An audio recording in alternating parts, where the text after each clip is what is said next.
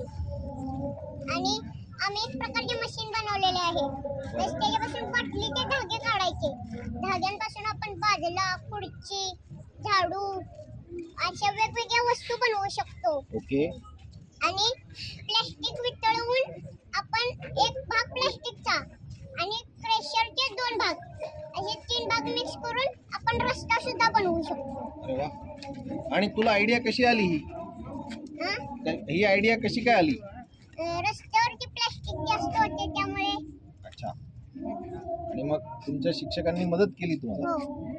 मग ते क्रश करायसाठी तुझ्याकडे काही आहे का मिक्सर? प्लास्टिक क्रश कशाने करतो तू बेटा? प्लास्टिक हां क्रशर घ्यायची हां आणि प्लास्टिक वितळवायचं. ओके. आणि क्रशिंगचा जो उरलेला पार्ट आहे त्याच्यातून मग रोड तयार करायचा. हा. अरे वा, छान. यातून बेटा त्याची स्ट्रेंथ किती राहते असं पाहिलं का तू कधी इंजिनियरला विचारून? आता ते विचारशील. हा. हो. त्याची आपण असं इंजिनियर असतात ना त्यांना विचारायचं म्हणजे अजून तुला ह्या गोष्टी ऍड कराव्या लागतील.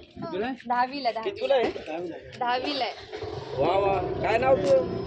प्रसाद संजय जाधव. ते डे विथ कलेक्टर हा उपक्रम चालू झालाय म्हणजे कोल्हापूर जिल्ह्यामध्ये.